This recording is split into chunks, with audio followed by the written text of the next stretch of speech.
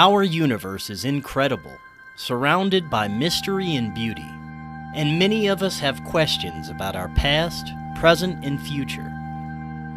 October Hollam is an intuitive medium with over 20 years of experience. She has assisted people with discovering their path by understanding their past and connected the living to their loved ones who have made the transition. She is currently offering readings through Skype, Zoom, FaceTime, phone, and in person. You can reach her at theancientgift222@gmail.com.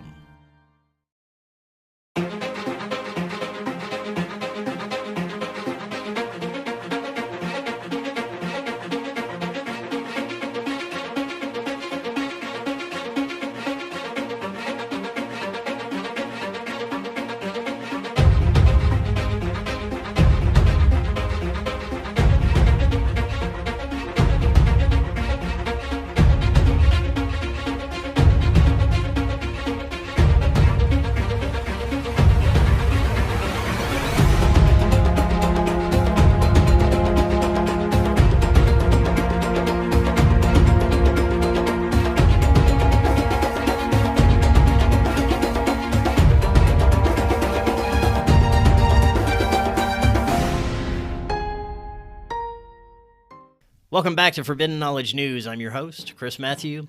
Today my guest is Neil Gaur. Before I bring him on, a couple of announcements. Coming March 11th, 12th, and 13th, we got Forbidden Knowledge News Con.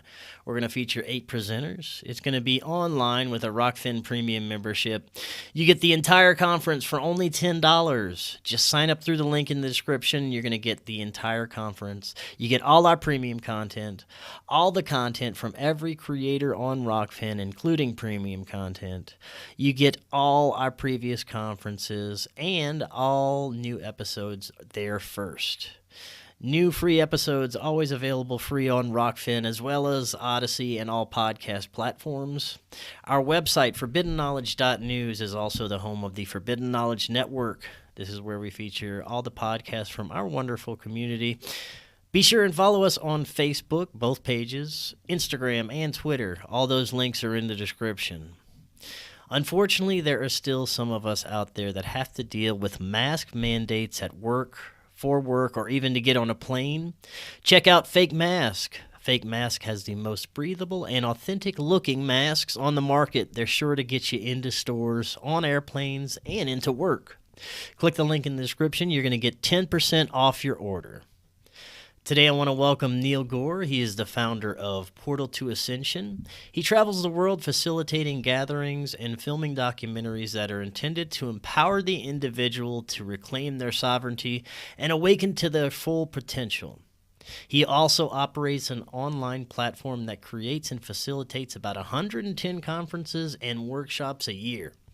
He presents his research on the ancient wisdom and future science of sound, vibration and frequency, as well as in-depth explorations into ancient civilizations, archaeological discoveries, space anomalies, shedding light on the hidden esoteric wisdom, and exploring ways in which we can create unity and peace on Earth.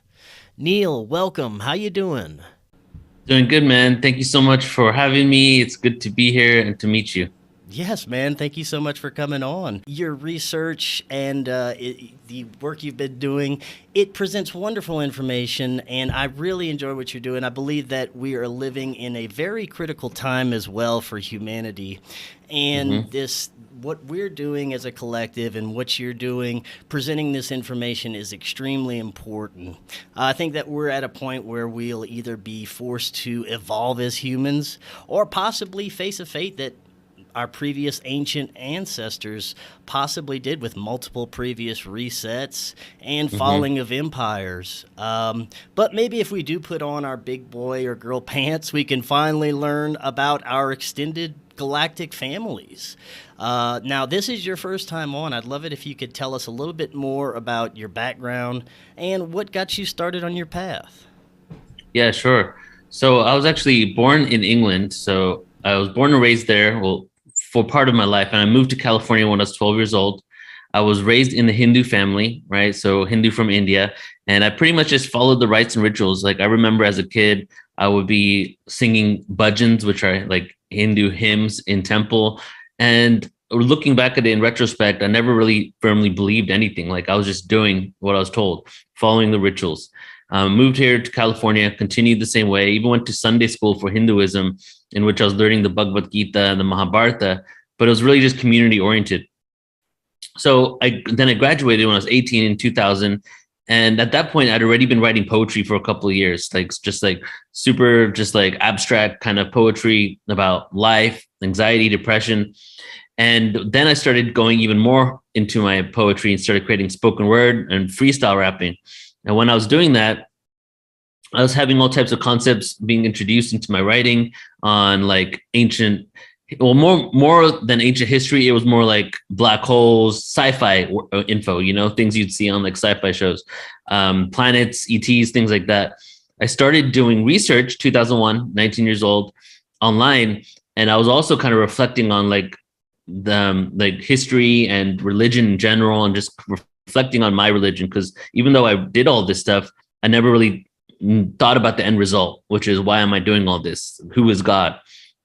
So I had a couple of thoughts. Like I was researching more jargon, if you will, in order to put into my poetry. And then I was also curious about what is the root of all religion. And the root of all religion was what sparked my first entrance into this, really, where I stumbled on a few individuals in 2001, William Henry, Nassim Haramein, Jordan Maxwell, and Jim Self, right? And if anybody knows about them, it's a really full spectrum awareness, just all of them combined. And I immediately found about the Sumerian tablets of creation and started reading about the Sumerian tablets, drawing parallels to different religions. And then all of a sudden I started finding sourced information, ancient information that all these other religions that we currently have as the predominant religions on the planet had pulled from. But then my question was, why are all these religions saying that my way is the only way? Through Jesus, you can only be saved. Through becoming Muslim, you can only be saved, and so on and so forth with many religions in the world, when we can, from a little bit of research, track back that there are actually original stories that they borrowed from. So how can it be the only way when we can show that it came from something earlier? And then the question is, well, did it happen again, the same exact scenario in a future version? Or was it just this original story and they're all just putting it in their own image, in their own way, to their own community? That started my journey down the rabbit hole, 2001, 2002, also writing a lot of spoken word poetry at that time on ancient history and consciousness, quantum physics. I went deep down the rabbit hole. So from 2001 to 2008, I was like, definitely a lot of extraterrestrial awareness, like fully immersed in it, from channeling to researchers to whistleblowers to disclosure, but also tracking the bloodlines out of Sumeria, right? Sumer, and tracking the bloodlines to modern times, secret societies, and getting to a point of hardcore conspiracy theories where I was pretty much like, we're screwed. They freaking control us. They've taken over. What are we going to do? We can't get out of this matrix. And then I'll just stop there and we can go back and forth a bit. But then 2008 was when I had that shift. So from like 2001 to 2008, I was just like collecting information. A lot of it was conscious spiritual stuff. But at the end of like the beginning of 2008, I was pretty much really an angry person because of what they did to us. Yes, and I can relate to that totally. And I was the same way. And I just wanted to go around shouting to everybody, about what the corruption and everything going on. And people, I found out, didn't want to hear it. They have to be ready to hear this stuff. So I had to quickly reel it back and kind of do some introspection on what was going on. And eventually, I'm at a great place now to where I don't worry about any of this shit. But, right. I had to go through a lot have a lot of experiences, including spiritual contact experiences, to where I could get to this place. But I think that spirituality is a huge part of this, and there's a lot of angry people right now that are waking up to this, that they're not in that spiritual place and they just have a lot of anger towards it. But I found that doesn't help the situation. That's not going to help us move forward with any of this. And it wasn't until I can only speak for myself, it wasn't until I found more spiritual place in this whole situation that things started to get a little better in my life. Exactly. Yeah, same here with me. So I started the group, the online group, 2012 Consciousness, Mind, Evolution, and Presence in 2006, right? And then for a couple of years, the group name kept morphing, but I was still pretty much into the bloodlines, conspiracies, following the secret societies and all that. And then in 2008, I had a moment where I was kind of just reflecting on everything. And I was like, you know, like first, when I first got into the Sumerian scriptures, the reason why I went back to all religions and back to Hinduism is because I immediately found out that they had some sort of advanced awareness of the universe and quantum physics, vibration and frequency, and that spirituality, dimensions, consciousness is a vibratory state and everything is frequency. So I started accepting the religion I was raised in and pulling from it, not like becoming religious about it, but pulling from it, realizing that yoga, meditation, chanting are all vibratory tools that were given thousands of years ago in order for us to get to a specific level of consciousness or to maintain a level of empowerment. But even though I knew all this stuff, I was still in fear. So I reflected on myself and I was like, well, I know all of this stuff is spiritual, but why am I so like upset and angry? And the few things happened that year. I met my soul family. I started performing spoken word like every single week at different events. And I got fired as a financial analyst and had to go full-time portals to Ascension. A lot of stuff happened. So when my realization was the bigger picture of everything happening for a reason, realizing the cycles of time that basically we go through evolutions of consciousness and devolution of consciousness, and that the darkness, like the individuals that I think are controlling us, are actually working for the light. They're giving us the experiences that we signed up for, which is get this contrast of darkness in order for us to basically transcend and really know what it is to be light beings on this earth. So when I realized that everything was happening the way it was supposed to happen, I stopped being angry towards these individuals or groups or beings and started having compassion for them and even gratitude for giving me the experience that I chose to have. But even though that occurred, I didn't go on a level where I was ignorant to what was happening. You know, I still take informed action to right what I perceive as the wrongs in the world, even though I understand that this is all happening the way it should. And that was kind of the beginning of Portal to Ascension. Yes, and you cover and you explore a lot of consciousness categories, a lot of things about our existence, and like you said earlier, extraterrestrials and the nature of reality in general. And from the time you started looking into this stuff until now, what would you say are some of the most profound things you've learned about what we are in this existence as far as our purpose here and the nature of our own reality? Oh man, that's like so much right there. Honestly, like I've been on this, I am just inspired and curious about mind-blowing information all the time. My mind is blown every single day and it keeps going on more and more and more. So to come up with a few, I can't do that. But I would say like, let's just say this, that I feel from research, from experience, from meditation, from plant medicines, many different things have all led me to understanding that the source, whatever source is, just wanted to experience itself infinitely. The infinite singularity wanted to experience itself infinitely.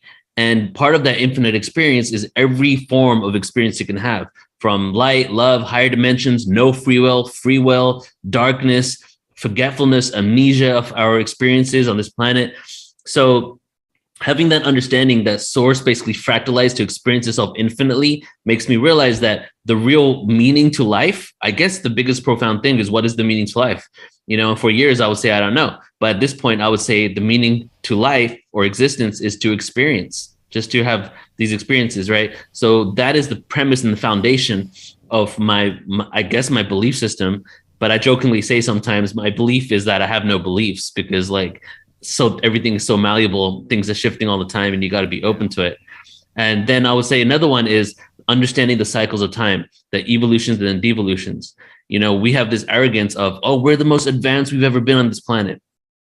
Well, from not only archaeological evidence that has been coming out on an exponential level in the last few years, and from ancient scriptures, and even looking at the position of our solar system in our galaxy and how it rotates around our galaxy.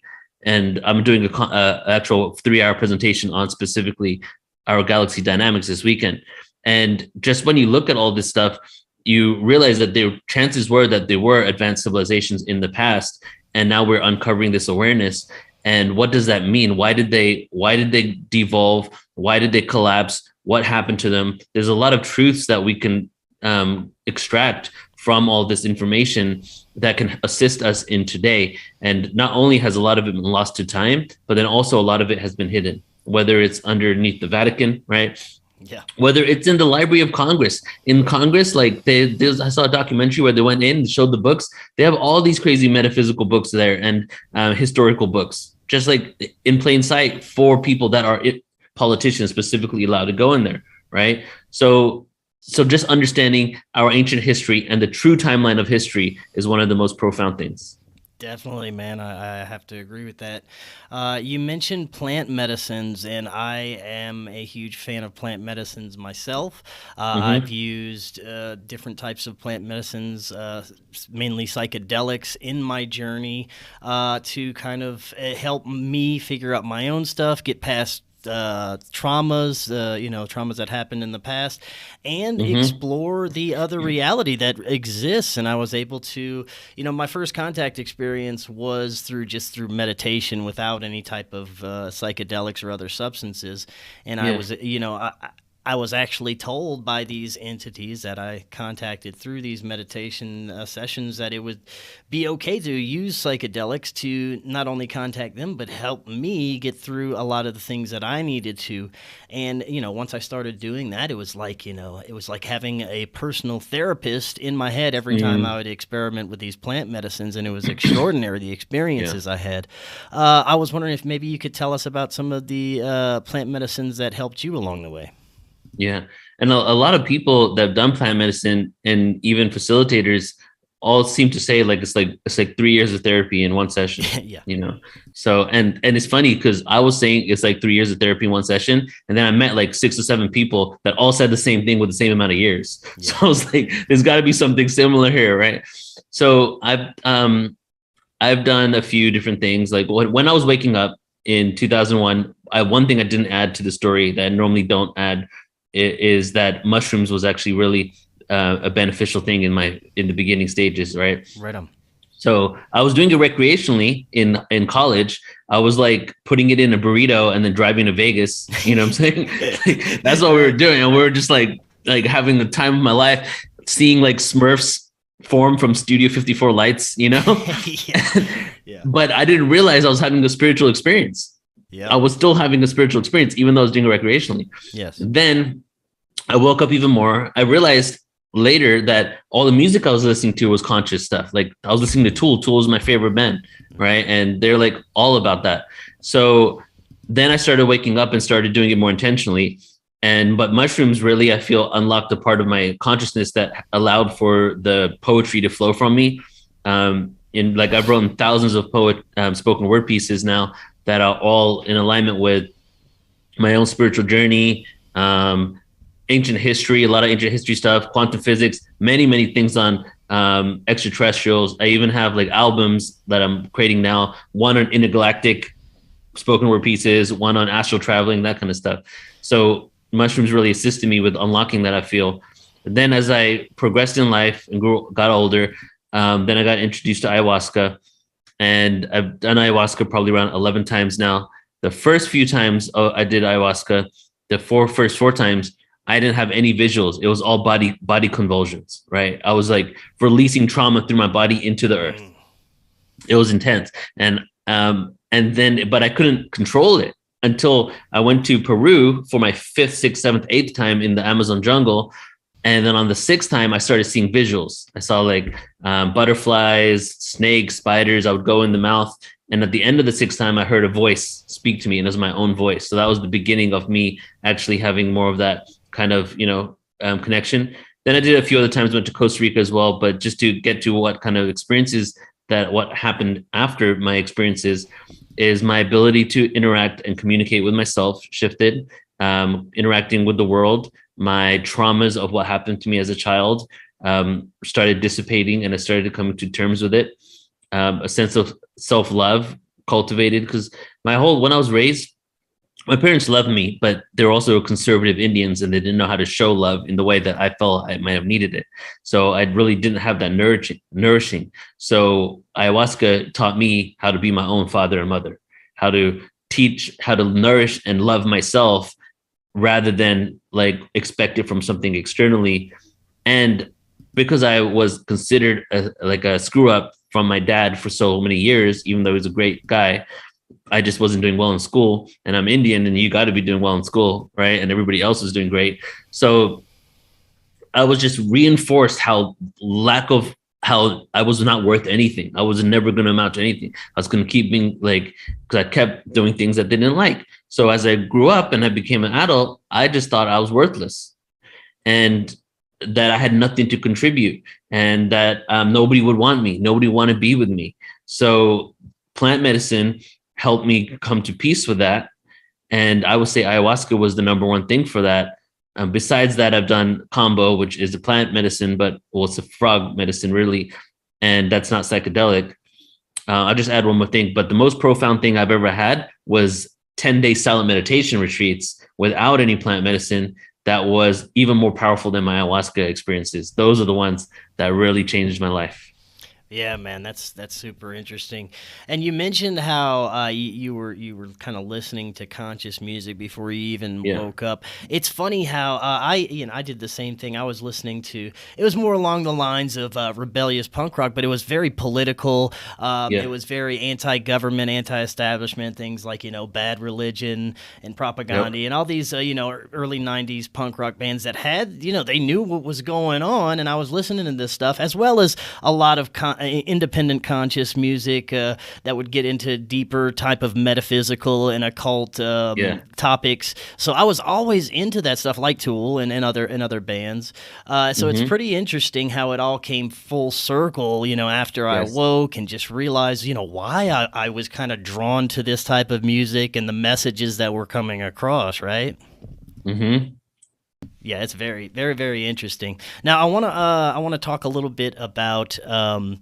You mentioned ancient history and how we were probably extremely advanced, and we had a much different, probably culture and different global outlook on Hmm. religions and mysticism and the occult in general, and we probably had a better understanding of the nature of reality and how to interact with it and magic and all these things that we're looking at, as well as possibly other maybe species, other type of humans off Yes. planet, because the evidence that it keeps pointing to there were many different types of beings on this earth in Yeah. ancient times. So I would like to get your thoughts on our origins. If you think that it could be possibly close to what we hear in the Sumerian mythos, that we are maybe some kind of experiment for these off-planet beings. Yeah. So from what I've pieced together, that there is either we're definitely seeded from another planet. I feel that something happened, but it could have been that there was a native population on Earth, right? And if we look at the Sumerian text, it's the Homo erectus, and then there was some sort of hybridization that created Homo sapien. And if you look at conventional evolution, you can see that Homo erectus became Homo sapien in a very short period of time, when normally it takes a little longer for that. So either it happened one time, or it happened many different times, and the seeding has happened occurred over and over again. It's been many experiments, because from the people I work with and stuff that I've come across, there was definitely a Lyran, Palladian, Syrian connection to Earth, in which the Lyrans and the Syrians had come down to do some genetic hybridization here. So either this story is the same story as the Anunnaki, or this happened at a different time, and the Anunnaki story occurred separately because it was another seeding. But when you look at the Lyran and the Syrian story, you have their origins coming from different planetary systems than you have for the Anunnaki. So for me, the jury's still out in regards to whether this happened multiple times or one time, but I am leaning towards that it happened multiple times. And some of the times that it occurred, the hybridization probably wasn't Homo sapien, but was another hominoid, another human species.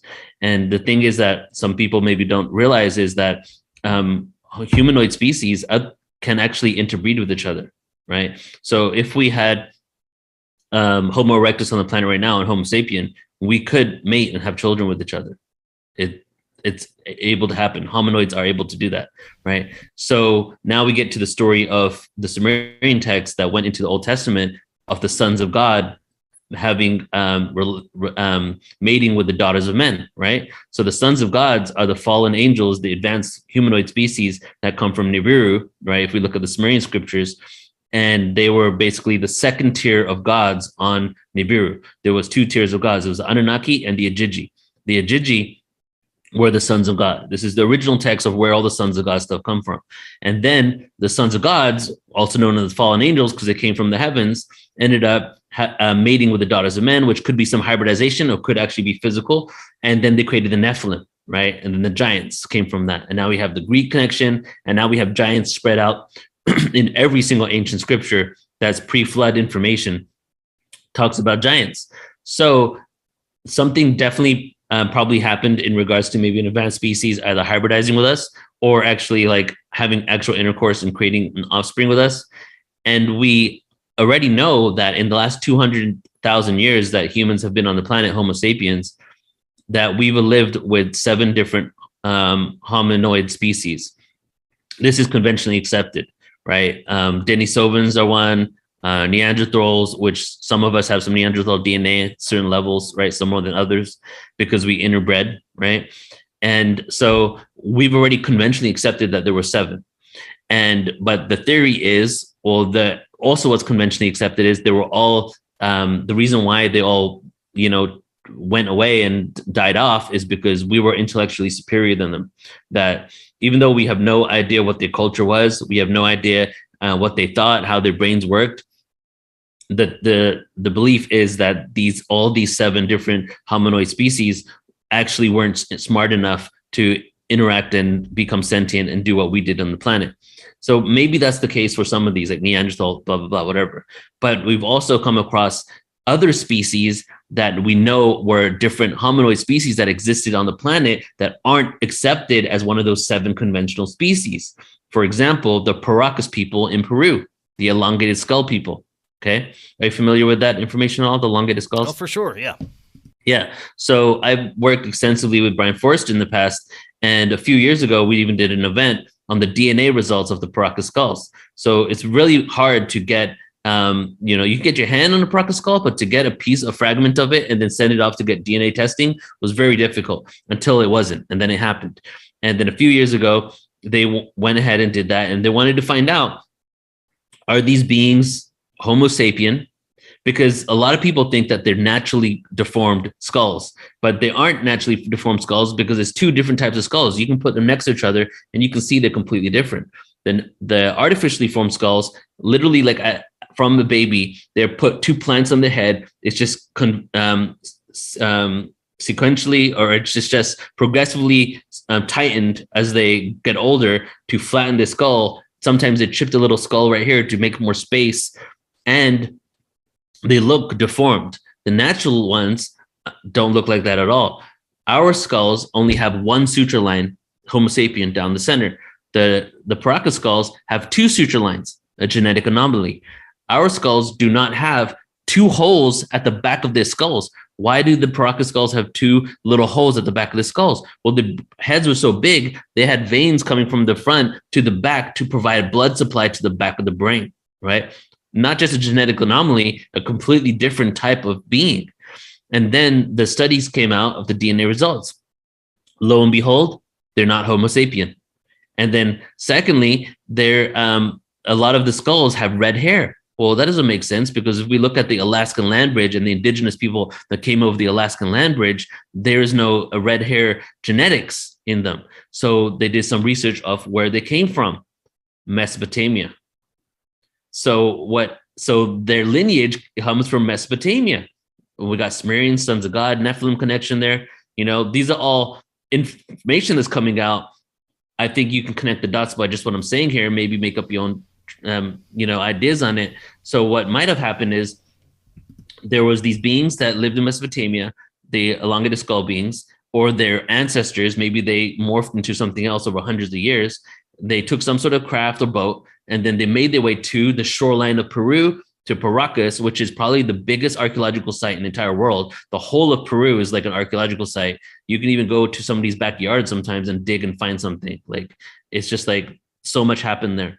And then they started the civilization there. And as they were starting the civilization there, the people that were worshiping them and following them as gods became their followers. Who were the followers? The Inca. The Inca didn't have a royal class. The Inca were the commoners. The Paracas were the royal class. If you go to a Paracas skull cemetery, it's on a higher ground. The Inca are on a lower ground, symbolizing the royalty over that. So what the Inca and other civilizations were doing was, when the Paracas vanished, they were attempting to deform the skulls to look like their gods or their royal class that were there before them. So that's just one that is the smoking gun, because there's a lot of evidence out there for it. You can go to a Longa Skull museum, so that goes to show that there's definitely been some sort of thing going on the planet, whether it's hybridization, but the fact is we've probably lived with other hominoid species that were more advanced or as advanced as us. That's what I was going to say. Is it necessarily off planet, or could we have just been a vastly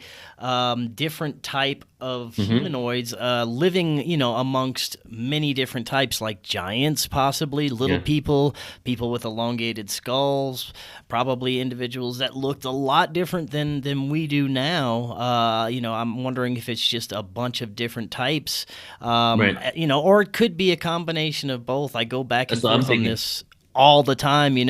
I used to, think, is it just strictly interdimensional, or are they visiting from other planets? Now I'm like, well, it could probably be both, as well as the fact that we could probably have had multiple species of humans and maybe intermixing of different types of off-planet species. Yeah. So I'm thinking it's both. I mean, if you look at ancient scriptures, Hindu scriptures, Kabbalic texts, the Old Testament, Sumerian scriptures, indigenous tribes all over Americas, they all talk about star beings. And a lot of them talk about being created from an Egyptian text. In the cradle civilization, Mesopotamia, this time around, because maybe it happened multiple times in ancient cycles, they had all this information, mathematics, science, Pythagorean's theorem came from there, everything. And when it came time for them to tell who made this information, who was the genius that came up with it, they just said the star beings, the Dogon. No one took credit. Everybody gave credit to these beings that came down sometime in our past and taught them this information. So I think that definitely there was a lot of things going on the planet, and some of them were probably native to the planet, and then some of them were seeded and different experiments had occurred. But this has probably been going on for hundreds of thousands of years, if not even longer. But when you look at all these ancient cultures and scriptures, they do talk about these star beings. And then all of our concepts of God, the single God, can all be traced back to an extraterrestrial. So either we get rid of God in general and just go with the extraterrestrial thing, right? This was my first thing in 2003, 2004, when I realized this stuff. I was like, well, either we just say God doesn't exist because they're just talking about some mythological ETs that probably never occurred, or we say that, well, that there probably was a huge extraterrestrial influence on the Earth at that time and something was occurring. Now, in regards to interdimensional, when I first got into all this stuff, I was like, Arcturian this, Sirian that, Pleiadian this, right? First of all, I don't really like those terms because there's 7 stars in the Pleiades. To say that there's only one group of being coming down here, we generalize things too much. The Arcturus has got all these planets around it. Like, there's probably multiple different types of beings. So we just generalize it as this one thing, right? Yeah. So when I was into all this stuff, talking about Arcturus, immediately introduced to 6-dimensional Arcturian beings, 7th-dimensional Pleiadian beings, 12th-dimensional Pleiadian beings from Bringers of the Dawn. So it was never not an interdimensional thing for me. The extraterrestrial question was always interdimensional, because in this 3rd dimension, and then 10 to 20 years later, when I'm really like, well, how does life survive in the 3rd dimension? Well, when you're in the 3rd, 4th dimension, because we live in the 4th, when we're in that dimension, you are a victim to your external environment, for lack of a better term. So your external environment can really affect your livelihood and your ability to exist, which is why we exist within the Goldilocks zone, which is why water needs to be at a certain temperature, the climate and all that stuff for us to survive. as you go up in dimensions, you gain control of different elements. So in the fifth dimension, you gain control of the solar system. So any anomalies within the solar system that affects you, you can actually navigate and not actually be destroyed by. So in the fifth dimension, chances are a whole solar system could be inhabited because the beings could live everywhere and not have to, be destroyed because they're living so far away from the sun. Then when we go to the sixth dimension, we start cultivating the power of the galactic center. And now galactic weather isn't able to affect us. And then we continue to go higher. Then we harness the void, right? So these are the different like type 0, 1, 2, 3 civilizations, basically, even accepted by science, right? Conventional science. So, so I think that many different civilizations that exist within our dimension probably don't have the technology, and they are limited by certain frequency ranges and limited by certain elements within the solar system to actually go and navigate and come and interact with us. So most of the beings that interact with us probably are phased out of different dimensions or exist in higher octaves of existence. They could be a civilization that exists in our dimension that ETs were visiting them. They took the technology, reverse engineered it, and were able to harness black holes or wormholes and go and visit other planets, just like I think we could do, because that's happening on our planet. You know what I mean? So these are just some of my thoughts about it. Now, do you think that there are multiple races visiting us with multiple different types of interest? Many of my guests tend to believe that this planet has a lot of sought-after resources from around the galaxy, including us, and some of the energy that we have. What do you think about that? I feel, and I've been saying this for a while now, that I feel like there's like countless amounts of agendas going on this planet taking place here, from benevolent to maybe not. And a lot of, you were going to say something? Oh, no. Okay, no. Okay, cool. So yeah, I feel that there's a lot going on here, and a lot of beings have an invested interest in Earth for many reasons. But one of the main reasons is that it seems that many of these beings have donated DNA to this planet experience, not just humans, ant beings, cockroach beings, like all types, peacocks, that the whole entire planet is a test of speciesism or racism, galactic racism. We're trying to figure out how to basically live in harmony with each other. And all these civilizations from outer galaxy, maybe all of them, or maybe a few of them, have donated DNA to this Earth experience. So not only are they here trying to see if we can all live in peace together, but they also are observing their own creations manifest and flourish and blossom. So I do feel like Earth is the biggest light show in the universe, and that's because we're like the Library of Alexander for DNA, and many of them are also able to see how DNA evolves and then utilize that DNA by extracting it to create all types of experiments. And then we get into the hybridization program, in which there's actually been government documents to talk about their hybridization with an ET being that has come out as well. And so yes, to answer your question, I feel there's a lot going on this planet, and even astrally, like I feel like right now around me, there's probably like 100 different things occurring, and maybe like an ET holding a petri dish to collect my skin, like at this point, I feel all of it is possible, because ultimately all that exists is vibration and frequency. This isn't real. This is as real as we make it. It's a paradox. It's real and it's not real. It's never not, it's not just one thing. But ultimately, we have now broken through, since the 1900s, the veil of physicality and realized we are actually frequency vibrating. So within that right therein lies the illusion. That is such a profound awareness, right? Non-locality in quantum physics. One piece of information in any point in space and time, that same information can be extracted anywhere else in space and time instantaneously without the distance. What's going on here? Right? What are we in? A holographic projection of consciousness? So if that's the case, then ultimately I feel all of these other things are possible. Yes, for sure. And just like everything seemingly in our reality, it's dualistic, and I'm sure it's the same with these entities. Some have our interest in mind, some may not, some may not even care. But with everything that has kind of led to our global situation that we're seeing now, it makes me wonder how much of this is human doing, how much of this is just evil humans, or is it under some kind of guidance from other beings? What do you think about that? Well, I think there's a basically we exist in a matrix, a construct, a cycle that has been created. And not only the solar system within a cycle, but then there's other bigger cycles like the galactic system as well that has its own construct and matrix. Now, so I feel that's been imposed and created for actually the reason of us having experience. But then there's these other theories that in that cycle, it was influenced by a negative force that actually impose themselves within our cycle, and now they're having more of an effect, and they're trying to violate free will. But ultimately, the law of the universe is free will, and they're not able to do that. So on the higher scheme of it all, it's all happening the way it's meant to be. So I feel that there are definitely some nefarious agendas going on, whether this planet is under some sort of like reptilian matrix or something like that. I've heard all the theories, but I don't really know. Ultimately, I feel that it's inevitable that we're going to be ascending in consciousness, that we go through these cycles. We just happen to be at a very low cycle right now, or have been. And we've been at such a low cycle of consciousness that we're all, the people that are awake are speculating, why are we here? Why are we here? Right. And it's because we're just at that frequency.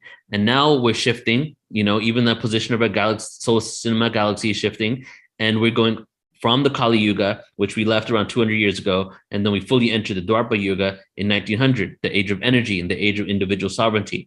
And now we're at the beginning phase of that. By the end of this cycle, we master what it means to be individual and sovereign with also accepting the collective and assisting with the collective. And then we also master our energetic bodies and energy in general, frequency, vibration, quantum reality. So this is just all a part of it. Some people believe that we're breaking the cycle, though, and that we're going to transcend out of the cycle and just be at this vibration moving forward. That would be wonderful. I kind of see, I definitely see the side of it. I see people waking up and kind of evolving in consciousness, but I also see a side where people are de-evolving and kind of being stuck or being forced to through fear, paying attention to some of the agendas going on, and kind of maybe fear is keeping them in this lower vibrational state to where they can't go into this new age like the rest of us are going. What do you think? And I'll give you the two different theories, and then we have to make our own decision, because I'm not tapped into the 12th dimension. I don't know everything, I just know the theories and what are possible. Right. So ultimately, we're going through a collective dark night of the soul. The way I look at it is that, say 1,000 years ago, here's a black hole, and we're at the ends of the black hole, and it's taken us 100, 200 years to go all the way around the black hole. As time progressed, and time did not speed up like some people say, what happened is our ability to process stimuli and our consciousness expanded.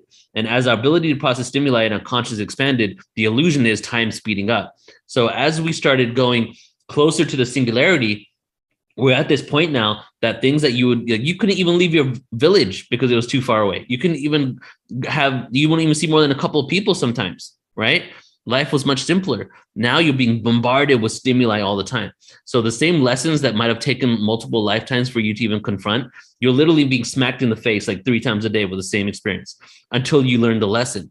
So we were here, and now we're right at the singularity, literally ready to drop into the singularity and then emerge into this new octave, this new game, this new virtual reality, if you will. So what's happening is that at the end of this, karma needs to be resolved, right? And some people don't believe in karma. I'm just saying your dark night of your soul, your traumas, your triggers, your past life traumas, all these things need to be resolved. So the reason why we're seeing chaos is a lot of people aren't ready to confront that. But they're having no choice to, right? Just to say what happened the last couple of years, for example, everybody was dropped down on the same peg. Attorneys were at food banks. You know what I'm saying? The hierarchical structure is collapsing. So what I feel that we're seeing is the system is literally collapsing. And through that, a lot of people are going to go out kicking and screaming. Okay. Some of them may choose to not want to go to this next reality because they are so stuck with what it is before. But when the system collapses and a new thing emerges, it might take 10, 20, it might take 100 years. We just started this new cycle. Yeah. We're going to have to eventually get used to a new reality in which it benefits the betterment of, it benefits all humanity. And to add to that, the Kali Yuga cycle was authority and hierarchy. Okay. We give up a power to authority. We give up a power to hierarchy. The individual is really a 1900s invention, right? The power of the individual. We've now got people are demanding the sovereignty at such a level that to have this overpowered completely take control of us like they want to is not going to happen. It's going to backfire. There's too many people, and the more and more they impose certain things, the more percentage of people wake up to what's going on. Yeah. Until it gets to a point where they just can't deny that something's going on right now. You know, like a lot of things, as Jim said, a lot of people who are called conspiracy theorists, now all the stuff that they've been saying, people are starting to accept a lot of the stuff, not all of it, as a reality, you know? Yeah. I mean, I could break down the last couple of years, but I don't want to because that's too divisive. Well, I mean, and censorship is involved in that too. So for sure, I think you're spot on. It's kind of like our collective consciousness wants to evolve, wants to get out of the shitty state that it's in, and it's kind of creating a little bit of conflict and a little bit of anxiety and things that'll get us as a collective to kind of spark and wake up and make that evolution happen. You know? Yeah, and it might not happen like immediately right now. We have a lot of time to keep moving forward, you know, but ultimately there are communities that are being created for this. So there will be a world where you can go and be in those type of worlds, right? Like I know people that are going around. I'm literally traveling the world right now looking for land to create a portal to Ascension village. That's like literally what I'm up to right now. Wow. And there's other people doing the same thing. There's intentional communities that are working because a lot of them failed, right? And like. So I feel that world that we want to create, people are going to have to create separate away from society, and society in itself and the system that we've created will start to crumble. And like, I'll give you an example. So democracy, right? Democracy, 700 BC, around about 300 BC, really started actually having these conversations about democracy. 700 BC was the beginning of the Kali Yuga, the next age, right? And then when we started shifting out of this, at the end of that age, democracy stops working. The reason why is people get split so ideologically within democracy that one side cancels the other side every time one side gets power, but technology continues to grow, but progression within society stops because of the ideological differences. So the next age becomes an age of like ideological communities that move together forward with a collective belief system. So we're in those phases right now. I mean, I think that the countries that we have are going to be restructured in the future. That, you know, that like some of the places that exist right now may not exist pretty soon, or may actually be in smaller communities. We need to reconnect to the earth and start cultivating and living sustainably. These are all different things that need to occur. But the unfortunate thing is that humans usually wait until the last minute of when they can't have no other choice before they make a change, right? Yeah. But we're at that point right now, especially when it comes to a health, heart disease and cancer being like the two biggest things in the US, the obesity problem, you know, all these things. Yeah. Like for example, I've been saying this for a while, like McDonald's and all these GMO foods in restaurants only really started, the artificial food thing started in the late 80s, early 90s, okay? We're only seeing the first group of people that are getting diseases from that now. Yeah. You know, like, and my sister went through all this stuff based on her food, and they don't know what these diseases are that people are getting because they have no history or any documentation of this. So people are getting sick from it. And what we might see is a huge awakening occur because people are going to basically hit rock bottom in many ways. And they're going to have no choice to maybe reflect on who they are and their purpose on this planet. and even cultivate things that really matter rather than being on the grind, the 9 to 5, focusing on our relationships with ourselves and others. So a lot of systems need to change. And the only way we can do it is by creating those systems ourselves. So I'm actively looking to make my own area where I can start implementing these kind of things, Man, that's great, and that's what we need more of. But there's so many strange kind of competing agendas happening at the same time. For whatever reason it's happening, it may be for a collective reason, but there's some weird stuff coming up right now, stuff that we may not understand right now. It probably will, it'll come to fruition later. Everything will come together, but the whole, let's say, for example, the alien UFO disclosure thing from the mainstream and our own government. Nothing makes sense that's coming out of it. The players involved, I wouldn't trust, with anything in my life. So it's very interesting to see them now, and especially at 2020 and beyond, try and come up with this alien narrative. And it still doesn't make sense what they're trying to do with it or where they're trying to go. And I don't trust any of it. I find it very interesting that now they're doing it. What are your thoughts on it? Well, it's so interesting how they hijack the movement. Okay. So 7 years ago, you do a UFO disclosure search, and a lot of the people I work with, including myself, would show up on the internet. Now it's CNN, MSNBC, Louis Elizondo, Hal Puthoff, all those people will show up, right? For the next 100 pages on Google, okay? Like nothing else, just their stuff. So, and then all of a sudden, they're the key players of it. Well, who made them the key players? The media and the government literally put them there. Why is it all of a sudden? For years, we're talking about how the media and the government's lying, and then all of a sudden, the media and the government put these things out for us to hate, right? Including politically, and then all of a sudden, people that were anti the media are all of a sudden believing in it. Okay, so that's just one thing. Now we have to think about, why is it that all these individuals that are coming out are military officials? Okay, well, one thing is weaponization of space. Another thing is, what do they talk about? They don't talk about the aliens. They talk about what they're driving, what technology they have. They want to know the technology. But the third reason is, and this is the biggest reason why the military and the Pentagon is behind all of this, is because where are they seeing the UFOs mostly? Nuclear bases. All right. Okay. So, and that's ever since 1945, the first test, the nuclear explosion. The San Antonio, New Mexico, the first UFO crash, Roswell, right after a nuclear test. And what seems to be happening is, you go back to Dolores Cannon's information when she was regressing people to the ET lives and their life between lives, is that when we deal with nuclear energy, we're splitting the atom, and the atom affects other dimensions because it's quantum. And when we affect other dimensions, it could cause damage in other realities and frequencies that are beyond our earthly experience. So a lot of these ETs and UFOs are around these nuclear bases, just basically keeping us in check to make sure that, we're not going to destroy ourselves and other beings. And you can even do a search on the internet of UFOs and nuclear bases, and you'll find multiple websites of just listings of all these sightings there.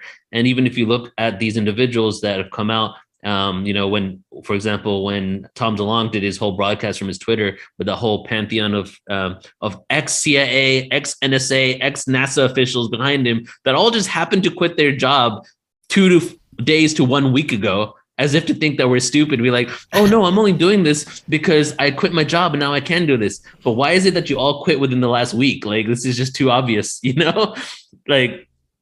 Whereas they were saying, they even gave testimonials that we were seeing them above Navy ships, we're seeing them at nuclear sites and all this. So that's all just the general information. Now, in regards to what's going on, is that it's inevitable this information was coming out. It really, in 2015, 2016, when Hillary Clinton went on Jimmy Kimmel and said, Jimmy, they're not called UFOs anymore. We call them UAPs, completely scripted, right? That was the movement from ridiculing to taking it seriously in the media, as green-lighted by the government, okay? Yes. Because they had to get in front of this whole situation. Because people like myself, which is just a small component of all the people that do this, were putting out so much information. Hillary Clinton's emails on WikiLeaks, all this UFO stuff in there. John Podesta's stuff, all this UFO stuff in there, right? And Grant Cameron did an event on our YouTube called the WikiLeaks emails, in which we have all those emails, and he goes through their emails on the UFO stuff.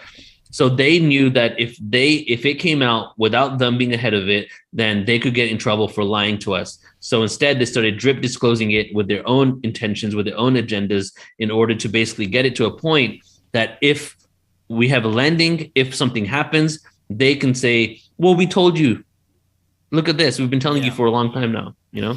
Well, you're in an interesting position as well, putting on conferences, because even the online small conference that I do, and the guests on my show have to be vetted, of course, but still some get through because there's an infiltration in this community going on right now, that these individuals are actively trying to get into conferences, trying to get on talk shows, trying to get their false narrative and false information out there, because they're part of this spreading of misinformation from whatever agency, or even if they just want to muddy the waters, who knows. But how has that been for you, trying to kind of sift through the nonsense? So there's two factors there.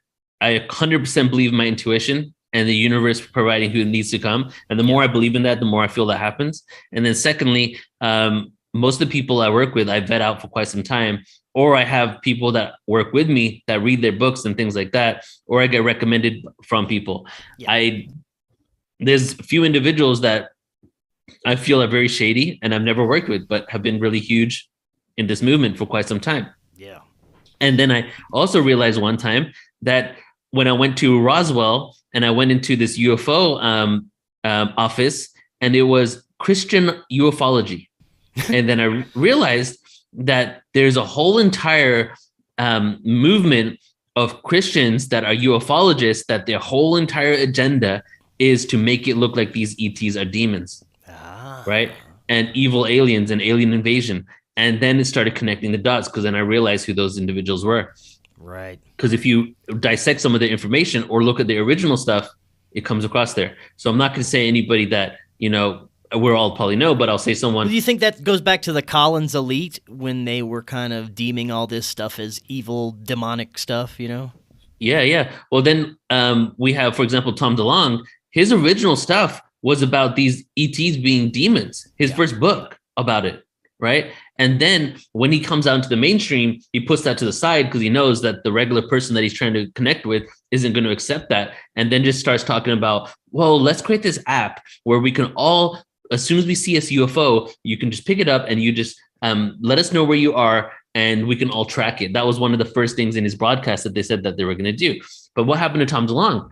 He's gone off and done a bunch of media stuff now, but he's not the front of it anymore, because they changed him with, what's that dude's name? I follow him on Instagram. No. For the TTSA, I'm not sure who they got. What's his name, dude? Jesse. Hold up. Okay, the guy that did Bob Lazar's documentary. He's like the number one face of it right now.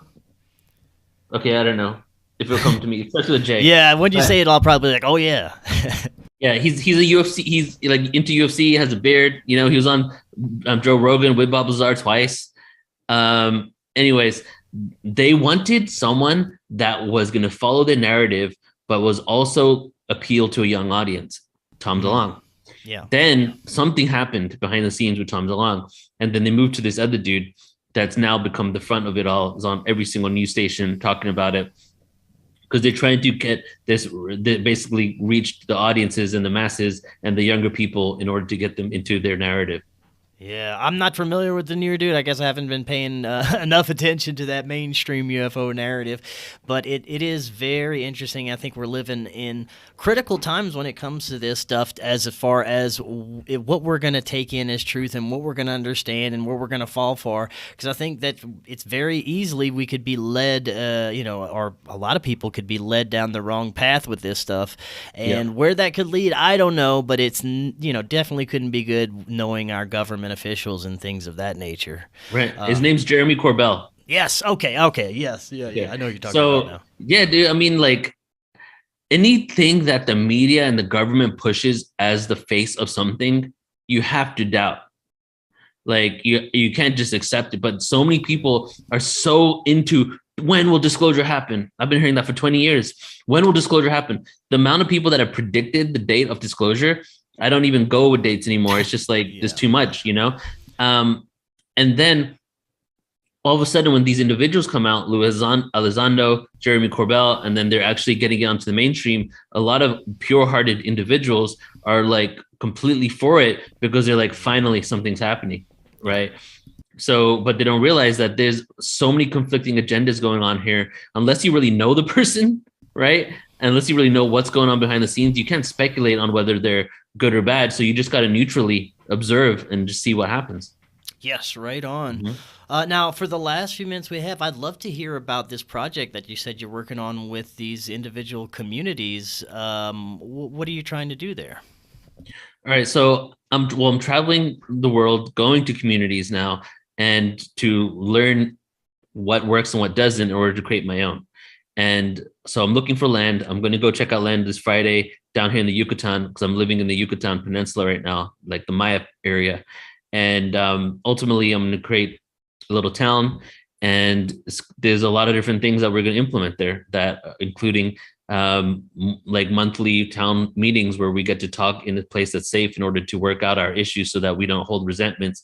You know, a lot of different things that I feel that will help us with psychology and just human interaction, and create a place of love and connection, man. You know, that's ultimately the goal. But when I first had this download to do Portal to Ascension, in 2008 it was like one full download, right? And it was like conferences, tours, retreats, disclosure information, rewriting the history timeline. But the eventual goal was to utilize the funds that I got from all that to create a village.